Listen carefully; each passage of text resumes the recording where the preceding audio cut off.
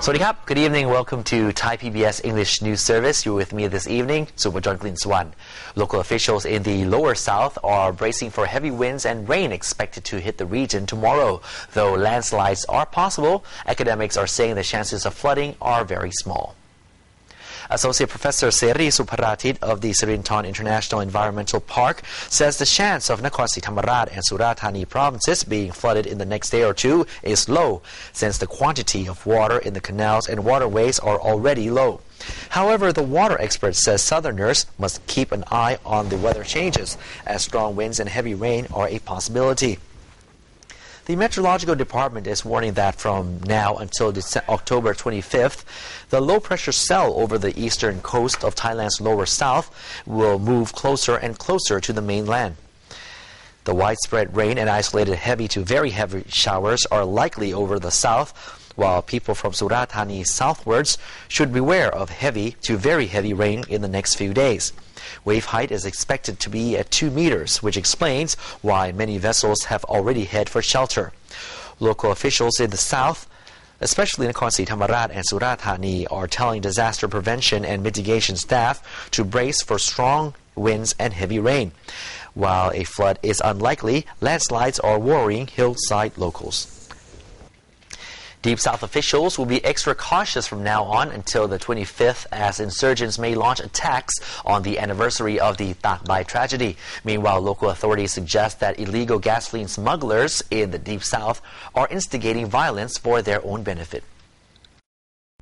Somsak Sithiwarakan, Tak Bai's sheriff, says that evidence show that there is a connection between the bombing on Sunday and the illegal gasoline trade, suggesting that cronies of a slain insurgent leader are taking vengeance on behalf of their leader, who is a well-known gasoline smuggler. Insurgents who are benefiting from the illegal cross-border trade are said to be taking advantage of the 8th anniversary of the Tak Bai massacre to increase violence to camouflage their illegal activities. Malaysian officials stated that they are willing to coordinate with Thai counterparts to eradicate the illegal trade. Officials who remain on the hunt for the insurgents who attacked state officials in 8 different locations on Sunday are worried extremists may launch more attacks on the anniversary of the Tak Bai tragedy.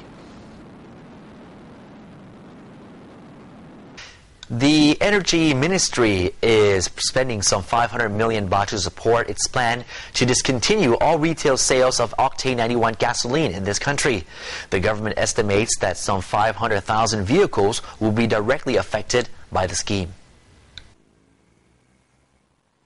Kuruchit Nakhon, Deputy Permanent Secretary at the Energy Ministry, says cars and motorbikes, which are over 10 years old, or some 500,000 vehicles, will have to adapt their engines and accessories to use other fuel octanes.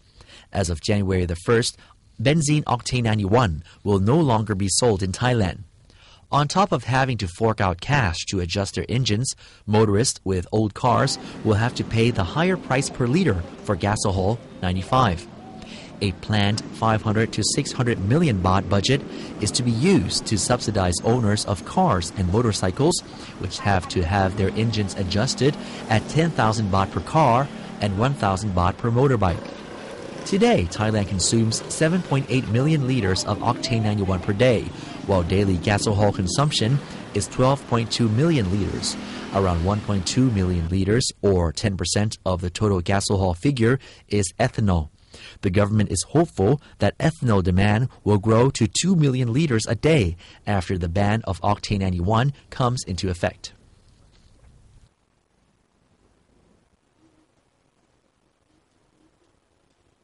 And while the tourism hotspot of Pattaya City is now enjoying the year-end high season, a Russian woman was stabbed 5 times yesterday by 2 men who tried to steal her handbag on Jomtien Beach. A manhunt for the culprits is underway.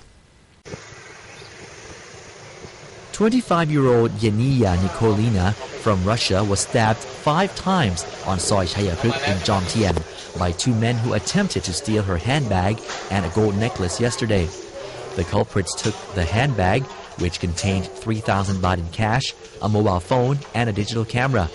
Banglamung district officials visited the victim today, offering 20,000 baht and a bouquet of flowers to apologize on behalf of the city. The Russian girl is now in the hospital, and the medical fees are being met by Pattaya Tourist Police, while Police General Thamanun Mankong, Superintendent of Pattaya Police Station, has ordered a crackdown on the criminals, a boost to security for tourists during the high season. Meanwhile, Attapon Wanakit, Director of the Tourism Authority of Thailand in Pattaya, says Pattaya is expecting to make no less than 7.7 billion baht this high season. Towards the year end, especially over long weekends, Pattaya hotels enjoy 90% occupancy.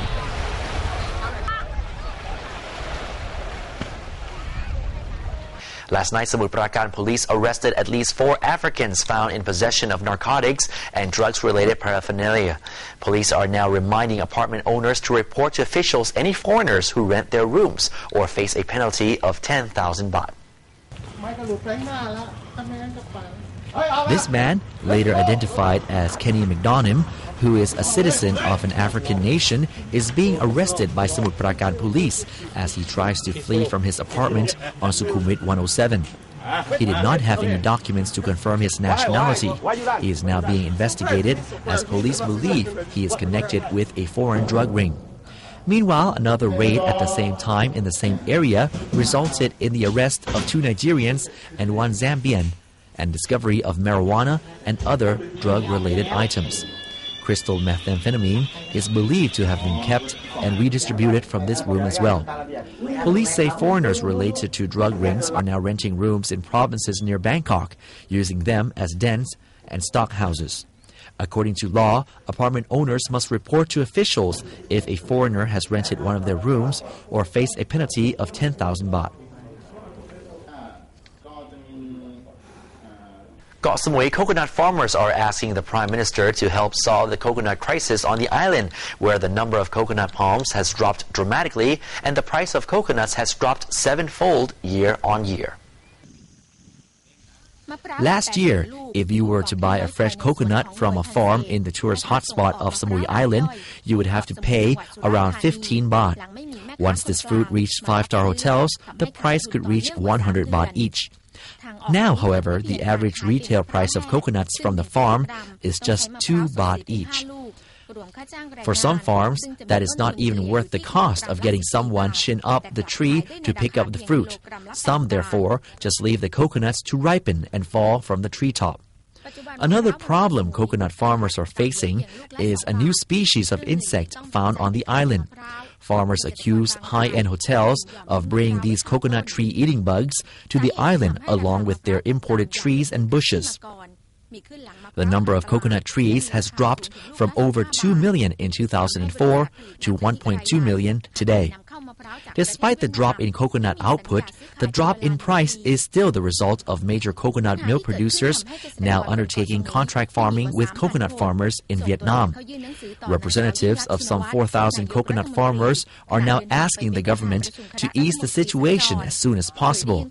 Key demands include pegging the subsidized price of coconuts at 10 to 12 baht per fruit and a major extermination exercise every 2 years to eradicate the coconut-eating bugs. Thousands of Cambodians continue to pay tribute to former King Norodom Sihanouk as part of a week of official mourning. Students, supporters of the opposition parties, union and garment factory workers from all over the country flocked to the Royal Palace to pay their last respects. Here's more from Hugh Adams. This is the last day of a week of public mourning decreed by the government, coinciding with the 21st anniversary of Cambodia's signing of the Paris Peace Agreement in 1991. Sihanouk's coffin was flown from the Chinese capital Beijing, where he died on Monday, October the 15th, of a heart attack aged 89. Tens of thousands of Cambodians, many under the age of 30, lined the streets of Phnom Penh last Wednesday to witness the return of his body, as the plane carrying his coffin touched down from China. Since then, people have streamed to the Royal Palace, with many grieving Cambodians wearing the funeral colour white, while flags across the capital have flown at half-mast. Sihanouk was an influential figure through decades of political and social turmoil in Cambodia, despite long periods of exile overseas. He abdicated in 2004 in favour of his son, King Norodom Sihamuni. The government says Sihanouk's body will lie in state at the palace for 3 months before an elaborate funeral and cremation ceremony. No date has yet been set for his cremation.